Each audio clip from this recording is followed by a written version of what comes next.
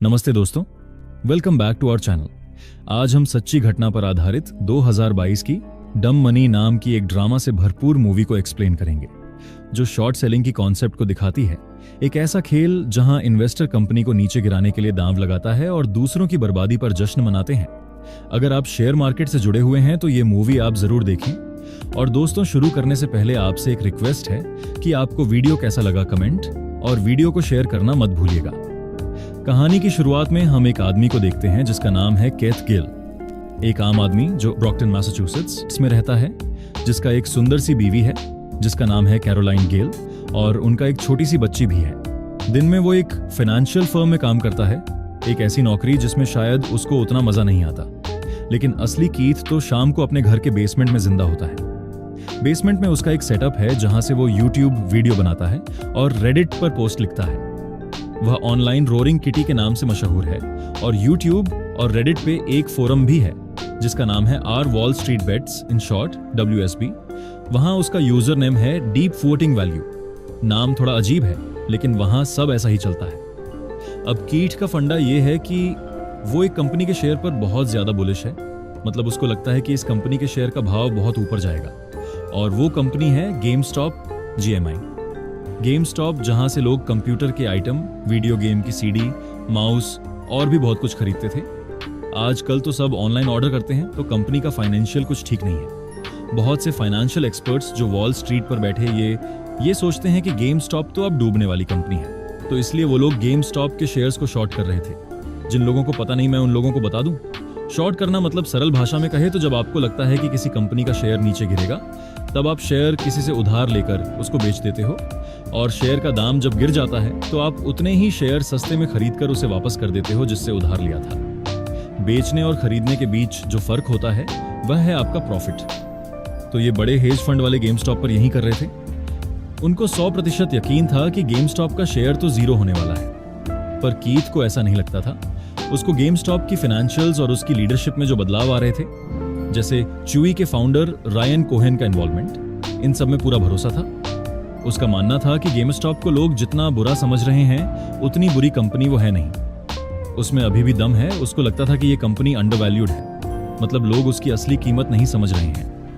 सबसे बड़ी बात, उसको ये दिख रहा था कि इतने सारे बड़े इन्वेस्टर ने गेमस्टॉप को शॉर्ट किया हुआ है कि अगर कभी शेयर का प्राइस ऊपर जाने लगा तो शॉर्ट सेलर्स को बुरी तरह से ट्रैप कर सकता है। तो कीथ ने अपनी सेविंग्स से गेमस्टॉप के शेयर खरीदे, और सिर्फ शेयर ही नहीं बल्कि गेमस्टॉप के ऑप्शंस भी खरीदे, जो रिस्की है, पर प्रॉफिट बहुत ज्यादा होता है इसमें, और लॉस भी।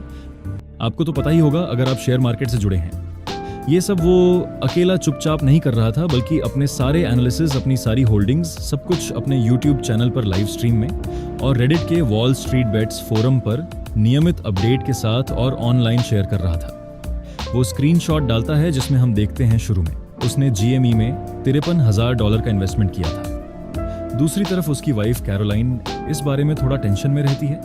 उसे लगता है कि अपने परिवार की सारी सेविंग्स वह एक ऐसी कंपनी में लगा रहा है जिसको सब लोग डूबती हुई जहाज की तरह मान रहे थे। वो कीथ को सपोर्ट करती है, लेकिन उसके मन में थोड़ा डर भी बना हुआ था। आखिरकार यह स्टॉक मार्केट है। कीथ का छोटा भाई केविन, जो थोड़ा अजीब है, वह सोशल मीडिया पर फालतू वीडियो बनाता रहता है। उसने भी कीथ के कहने पर GME में इन्वेस्ट किया था। खैर, अब हम गेब प्लॉटकिन नाम के एक अरबपति को देखते हैं, जो वॉल स्ट्रीट के बड़े लोगों में से एक हैं, जो मेलविन कैपिटल नाम के एक बहुत बड़े हेज फंड का बॉस है। हेज फंड मतलब एक ऐसी कंपनी जो अमीर लोगों या इंस्टीट्यूशंस का पैसा लेकर उसे बाजार में निवेश करती है ताकि ज्यादा से ज्यादा मुनाफा कमाया जा सके। उसकी कंपनी ने गेमस्टॉप को बहुत बड़े स्केल पर शॉर्ट किया है। उसको तो गेमस्टॉप का नाम सुनने में ही हंसी आती है। वो कीथ जैसे छोटे इन्वेस्टर को डम इन्वेस्टर समझता है। हमें दिखाया जाता है केन ग्रिफिन नाम की एक आदमी को, जो सिटाडेल नाम की कंपनी का मालिक है। सिटाडेल एक बहुत ही बड़ी फाइनेंशियल कंपनी है जो हेज फंड भी चलाती है और मार्केट मेकिंग भी करती है। केन गेब से और भी ज्यादा अमीर और पावरफुल है। और आखिर में स्टीव कोहेन, जो Point72 एसेट मैनेजमेंट के प्रमुख हैं, और ये भी मार्केट के एक बहुत बड़े खिलाड़ी हैं। तीनों बिजनेस के साथ आपस में अच्छी दोस्ती भी रखते हैं। मेलविन कैपिटल में सिटाडेल और Point72 का पैसा भी इन्वेस्टेड है। ये सब लोग महामारी कोविड-19 के समय पर भी मस्त पैसा बना रहे हैं, जबकि बाहर दुनिया में लोग परेशान हैं, नौकरी खो रहे हैं, लेकिन इनकी दौलत बढ़ती जा रही है। इनको लगता है कि बाजार इनके हिसाब से चलता है। जहां एक तरफ गेब जैसे बिलियनियर को देखते हैं, वहीं दूसरी तरफ मूवी में हमें कुछ हमारे जैसे छोटे रिटेल इन्वेस्टर्स को दिखाते हैं, जिनमें हम सबसे पहले देखते हैं जेनिफर नाम की एक नर्स को, जो सिंगल माँ भी है। वो कोविड के समय फ्रंट लाइन पर काम कर रही है, बहुत तनावग्रस्त है और उसके ऊपर काफी लोन भी है। उसको बस थोड़ा एक्स्ट्रा पैसा चाहिए ताकि वह अपना सारा लोन चुका सके और अपनी जिंदगी आसान बना सके। वो कीथ के वीडियो देखती है और उसको लगता है कि शायद ये एक मौका है पैसे कमाने और अपने लोन को चुकाने का। दूसरी तरफ हम देखते हैं मार्कोस नाम का एक लड़का जो गेम स्टॉप की ही एक दुकान में काम करता है। वह अपनी नौकरी से खुश नहीं है क्योंकि उसकी तनख्वाह काफी कम है और उसका बॉस भी उसको काफी परेशान करता है। वो देखता है कि उसकी कंपनी के शेयर के साथ कुछ अजीब हो रहा है और वो भी कीथ के वॉल स्ट्रीट बेट्स फोरम पर एक्टिव हो जाता है। उसके लिए ये सिर्फ पैसा कमाने का नहीं, बल्कि सिस्टम के खिलाफ प्रोटेस्ट करने का भी एक तरीका है, जिसके कारण उसके जैसे लोग पीछे रह जाते हैं। वहीं हार्मनी और रीरी, दो कॉलेज स्टूडेंट्स जो बेस्ट फ्रेंड्स हैं या फिर शायद कपल्स, उनके ऊपर स्टूडेंट लोन का बोझ है। वो भी ऑनलाइन ये गेम स्टॉप का हंगामा देखते हैं और सोचते हैं कि इसमें इन्वेस्टिंग करके शायद वो अपना भविष्य सुधार सकते हैं। वो रॉबिनहुड जैसी ऐप का इस्तेमाल करते हैं ट्रेडिंग के लिए। रॉबिनहुड एक बहुत ही famous trading and investing app है जो वहां बहुत ही फेमस है, ठीक हमारे ज़ीरोधा की तरह। उसका को-फाउंडर्स एंड सीईओ है बाइजू भट्ट और व्लाड तेनेव। रॉबिनहुड ऐप का इंटरफेस बहुत ही यूजर फ्रेंडली और इजी टू यूज है, जिसके कारण रॉबिनहुड को ज्यादातर लोग यूज करना पसंद करते हैं। एक इंटरव्यू के दौरान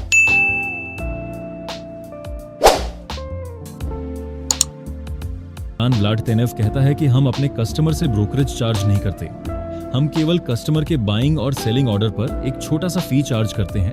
हमारा सिर्फ यही मकसद है कि ज्यादा से ज्यादा ट्रेडर हमारी एप्लीकेशन से जुड़े। इंटरव्यू के दौरान उनसे पूछा जाता है कि क्या उनके साथ कोई बड़ी फंड हाउस या कंपनी जुड़ी है, तो गलती से बाइजू भाट के मुंह से केन ग्रिफिन की कंपनी सिटाडेल का नाम निकल जाता है, लेकिन तभी व्लाड तेनेव उसकी बात को काटते हुए इस बात से मना कर देता है। खैर, ये सब लोग अलग अलग शहरों में अलग अलग जिंदगियां जी रहे हैं, लेकिन उनको एक चीज जोड़ती है, internet, Wall Street Bets forum और कीथ की एनालिसिस पर भरोसा। वो लोग देखते हैं कि कीथ ना सिर्फ जीएमई पे बुलिश है, बल्कि वो अपना पूरा पैसा अपनी स्किन इन द गेम लगा रहा है। वो रोज अपडेट करता है, चाहे मार्केट ऊपर जाए या नीचे। इससे लोगों का उसके ऊपर भरोसा बढ़ता है। WSB फोरम एक अजीब सी जगह है। यहाँ लोग फाइनेंस की बातें करते हैं, लेकिन एकदम अलग अंदाज में। यहाँ बहुत सारे मीम्स, इनसाइड जोक्स चलते हैं और लैंग्वेज भी काफी रफ होती है, लेकिन ये मस्ती मजाक के पीछे एक सीरियस अंडरकरंट भी है। बहुत सारे लोग यहाँ पे 2008 के फाइनेंशियल क्राइसिस से गुस्सा हैं, जब बड़े बैंकों ने गड़बड़ की थी, लेकिन उनको बेल आउट मिल गया था और आम आदमी को इसका खामियाजा भुगतना पड़ा था। उनको लगता है कि सिस्टम रिग्ड है, मतलब ये अमीर लोगों के फेवर में बना हुआ है। गेम स्टॉप उनके लिए एक मौका है सिस्टम से बदला लेने का, उन हेज फंड्स को सबक सिखाने का, जिन्होंने गेम स्टॉप को शॉर्ट करके उनको तबाह करने की कोशिश कर रहा है। अब कुछ महीने बाद होता है असली हंगामा। कीथ की रेगुलर पोस्ट्स, वीडियोस और WSB कम्युनिटी का बढ़ता हुआ जोश काम करने लगता है। धीरे धीरे गेम स्टॉप का शेयर प्राइस बढ़ना शुरू हो जाता है। पहले तो धीरे धीरे और फिर देखते ही देखते तेजी से बढ़ने लगता है। जो शेयर कुछ डॉलर का था, अब वो $50, $60, $70, $100 तक पहुंच जाता है। कीथ का $53,000 का इन्वेस्टमेंट देखते ही देखते लाखों डॉलर का बन जाता है और फिर $1 मिलियन का। वो अभी भी रोज अपने अकाउंट का स्क्रीनशॉट पोस्ट करता है। लोग उसको देख पागल हो जाते हैं।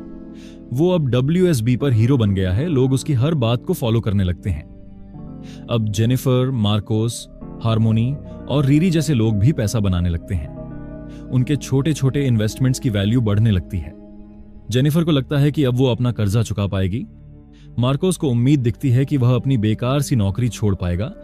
हार्मनी और रीरी अपने स्टूडेंट लोन को बाय बाय कहने के सपने देखती हैं। सबके बीच खुशी का माहौल है। दूसरी तरफ गेब देखता है कि GME का शेयर नीचे जाने के बजाय ऊपर जा रहा है। शुरू में वो इसको रिटेल ट्रेडर्स का टेम्पररी जोश समझता है, जो थोड़े दिन में ठंडा पड़ जाएगा और शेयर वापस नीचे आएगा। वो और शॉर्ट पोजीशन ऐड करता है, लेकिन शेयर नीचे आने का नाम ही नहीं लेता। वो और तेजी से ऊपर जाता है। $200, $300, एक पॉइंट पर तो $400 से भी ऊपर। अब गेब की हालत खराब होने लगती है। उसकी कंपनी को हर दिन अरबों डॉलर का नुकसान हो रहा है।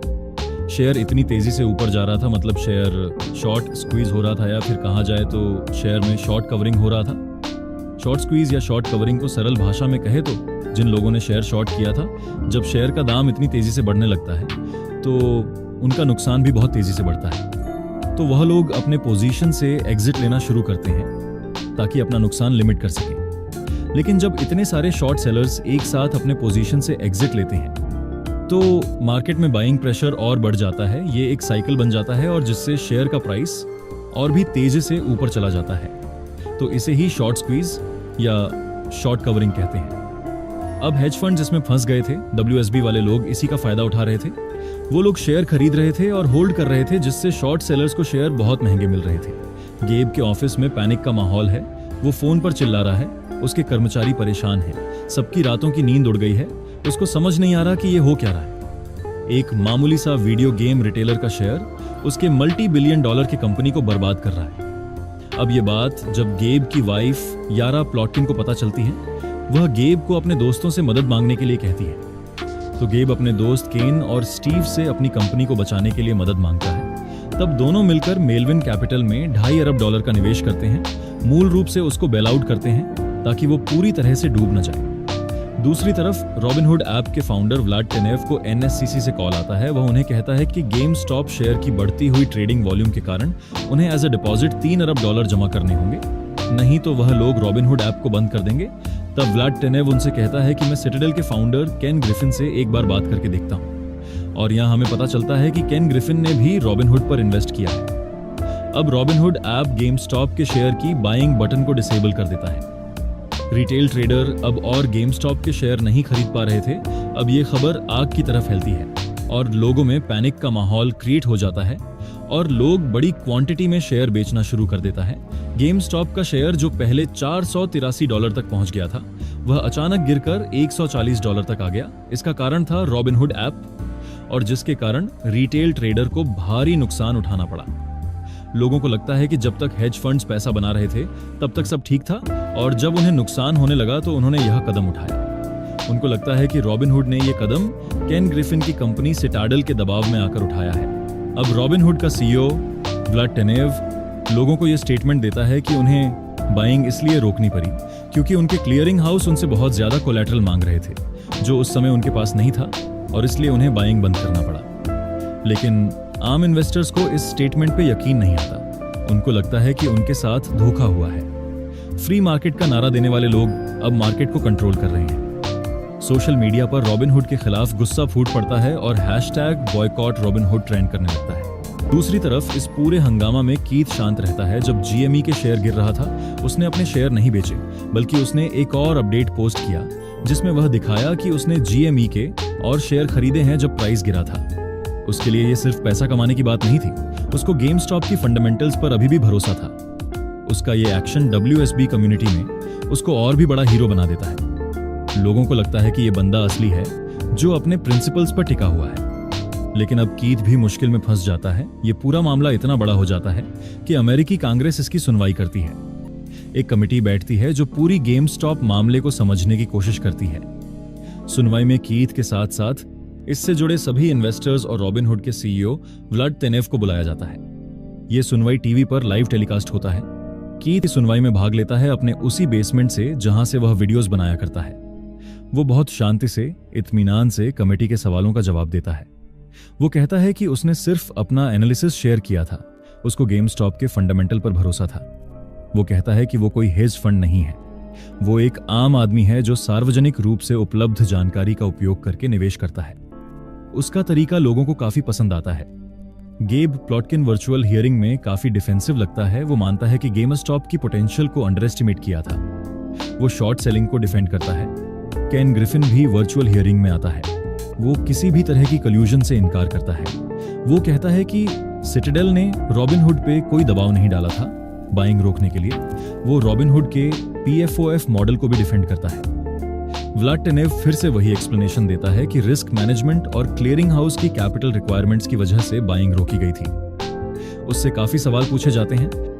अब कुछ दिन बाद हम देखते हैं कि केथ ने GME में निवेश करके काफी पैसा बनाया, लाखों डॉलर, लेकिन उसने अपनी जीवन शैली में कोई बड़ा बदलाव नहीं किया। वो अभी भी उसी घर में रहता है और शायद अब यूट्यूब वीडियो नहीं बनाता, वो थोड़ा ब्रेक लेता है। उसके खिलाफ जो जांच चल रही थी उनका क्या हुआ, ये फिल्म में स्पष्ट रूप से नहीं दिखाई, लेकिन वो बड़ी मुसीबत से बच गया। गेब प्लॉटकिन को इतना भारी नुकसान हुआ कि मेलविन कैपिटल कुछ समय बाद बंद हो गया। गेब को व्यक्तिगत रूप से बहुत नुकसान हुआ। केन ग्रिफिन और स्टीव कोहेन, उनके फंड्स ने मेलविन को बेल आउट किया था, लेकिन उन्हें जीएमई से बहुत पैसा भी कमाया क्योंकि बाजार में अस्थिरता बहुत थी। उनका पावर और प्रभाव वैसा ही बना रहा। रॉबिनहुड ऐप को बहुत नेगेटिव पब्लिसिटी मिला, मुकदमों का सामना करना पड़ा और उनकी प्रतिष्ठा को धक्का लगा, लेकिन कंपनी चलती रही। व्लाड टेनेव सीईओ बने रहे। जेनिफर ने जीएमई से कुछ पैसे कमाए, जिससे वह अपना थोड़ा बहुत लोन कम किया, लेकिन वह अमीर नहीं बन गई। वो अभी भी अपनी जिंदगी में संघर्ष कर रही है, लेकिन थोड़ी बेहतर स्थिति में है। मार्कोस भी जीएमई से पैसा बनाया और आखिरकार अपने गेम स्टॉप की नौकरी छोड़ दी। वो खुश है कि वो उस जगह से निकल गया। हार्मनी और रीरी दोनों ने भी थोड़ा पैसा कमाया, लेकिन उनका स्टूडेंट लोन पूरी तरह खत्म नहीं हुआ। वो अभी भी भविष्य के लिए आशान्वित हैं। 16 अप्रैल 2021 को केथ ने शाम 4:53 पर अपनी आखिरी बैलेंस शीट पोस्ट की थी। उस वक्त उसकी नेट वर्थ $34 मिलियन थी। उसके बाद से कीथ ने पब्लिक लाइफ से दूरी बना ली है, लेकिन उसकी शुरुआत की गई ये मूवमेंट अब भी जिंदा है। अब वॉल स्ट्रीट इंटरनेट को खंगालती रहती है ताकि किसी भी शॉर्ट स्क्वीज की जानकारी पहले ही मिल सके, और यहीं पर यह मूवी समाप्त होती है। जुड़े रहने के लिए धन्यवाद। अगर आपको वीडियो अच्छी लगी हो तो लाइक, शेयर और नए हैं तो सब्सक्राइब करना ना भूलें। मिलते हैं अगली बार और एक रोमांचक कहानी के साथ।